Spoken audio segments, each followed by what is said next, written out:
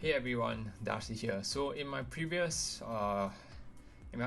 video, I talked about the things that I liked about my Tesla Model 3 in Singapore.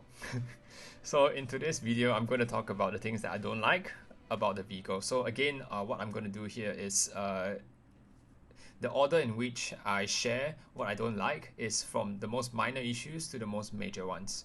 So let's start with the most minor issues. So the first one is turning radius. Uh, the turning radius on the Model 3 is not fantastic, right? So if you want to do a U-turn, you have to take about 3.5 lanes to do a U-turn. So if you're turning into a 2-lane road, expect to do a 3-point turn or take out 1.5 lane before the maneuver. Now, this turning radius would also affect how you drive in multi-story car parks, especially the tight ones. So up to date, actually, even when I do my reverse parking, I have not gotten used to the turning radius. So it does require some time to get this right. So yeah, turning radius. It's not a big deal. I guess different vehicles have different turning radiuses, and it's just that Singapore is a small city, so traffic lanes are small, and you have a lot of tight turns. So yeah, let's talk wipers. Right, to give some context into this issue, let me share how wipers work on with Tesla. You have two main settings for wipers. One, a manual control, and two, an auto control. Now, auto wipers, it's obvious, all right? Now, manual control. Now, this is where one of my complaints or criticism is. To activate a manual wiper, you have to tap the stalk and then tap on the screen. And then to change the speed of the wiper, you have to tap on the screen again. And the speed of the wiper, the icons are small. Now, as it is, when the rain is heavy, all your concentration is on the road, right? Your visibility is already impaired. Now, you don't want to not be able to find your wiper. So yes, there is room for improvement for this. Tesla, please allow manual control via tapping the buttons or a hold on the button. I don't think it's that difficult. Now, the argument to this is, if you have auto wipers, why do you need manual wipers? And of course, if your car can drive by itself in the future, then you don't need the wipers. But if you want your wiper to be auto, then it has to work 100% of the time. But what the issue with auto wipers is, it's too aggressive, right? If it starts wiping the screen, even when it's dry and squeaking sounds start to appear, then the wiper setting is too aggressive. Now, I think this is one of the things where it has to, improvements can be made, right? So in the first video where I talk about the good things, software can be changed. Now, Tesla can make a software change to improve on this. So I really hope Tesla makes a change on this. Wipers is a safety issue with visibility.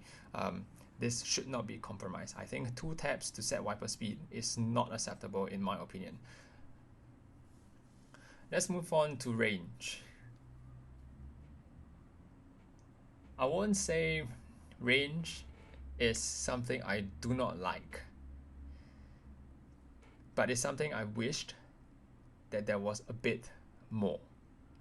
Now, for context again, I do not have a home I do not have home charging nor charging facilities at work. This means I use public chargers all the time. The M3 SR Plus is rated to do slightly more than 400 kilometers.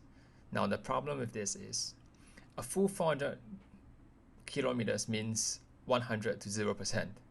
Now, that's not how we use any of our devices. Even for our phones, we consider low battery between 10 to 15%. Now, this translates to about 300 kilometers per charge. If you were to have a few unplanned errands in a week, you will have to deliberately go for a charge. It may not take long for a charge, but the time to the charger is an errand by itself. So I do think that 20% more range will be much better. It will account for those random unplanned journeys and allow you to stick to your regular charging cycle.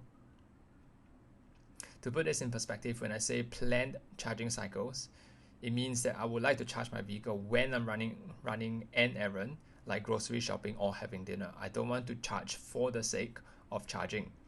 So 20% more range would be fantastic. Now, is EV charging and is charging an issue? No, it's not an issue. At the end of the day, it's a lifestyle change, and I think that's fine. It's just that I hope that the SR Plus could have a bit more range to account for city folks like us, right? Especially if you don't have home charging. I think that makes a big difference. The last thing that I do not like / have not gotten used to is ADAS, right? Advanced Driver Assistance Systems. So these are safety features which come with your vehicles. For context, these safety features actually in the EU by 2022 is going to be, most of them are going to be mandatory. So this is my most critical feedback of the vehicle. Before I talk about my pain with these features, let me first say that these features are great. They are one of the most advanced in the industry and have prevented many accidents. My nuance with this is of personal preference, so please take this with a grain of salt.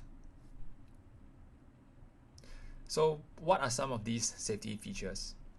These are features like collision warning alerts, emergency e-brakes, lane departure, and parking sensors. A lot of Tesla's safety features activate when a certain proximity threshold has been triggered. Now, this proximity is not relative to each country's traffic conditions. In Singapore, traffic is dense. This translates to tight clearances between vehicles, lane lines, and curbs. Tesla's safety features are more comfortable with driving conditions that have wider lanes, larger clearances between vehicles, and more spacious parking lots. Hence, when you use the vehicle in Singapore, warnings come on when they don't have to come on. Now, the problem with this is not so much about ignoring the warning, it is the conflict of input. If there are two inputs, which do you trust? For example, if I'm performing a lane change, as a driver, I believe that my maneuver is safe. However, should the car trigger an unsafe alert, you will double check or doubt your action. Now, that split-second doubt is confusing and at times dangerous, especially if you panic. I have had occasions where I've cancelled my own lane change, parking, and driving maneuvers due to safety triggers sounded by the ADAS. Upon double checking, usually everything is fine. The trigger happened because the car simply felt that it was unsafe to perform that particular maneuver. As such, this is my most critical criticism of the M3 in Singapore. I believe that Tesla should give more fine-grained control to the driver for these ADAS settings. For example, modes for different traffic conditions, dense, regular, or sparse. With this, I have summed up the things that I do not like about my Tesla Model 3. And most of the things that I do not like is a software fix away. So whatever feedback that I'm giving right now or I'm sharing with you guys, should Tesla want, they can fix these issues with a software update. I do not have to pull into a service center. There's no vCall required. All we need is Wi-Fi. Or in fact, if you put a mobile hotspot, you can download the update. And all this will be fixed in an instant. So I hope that you found my review of the Tesla Model 3 in Singapore useful.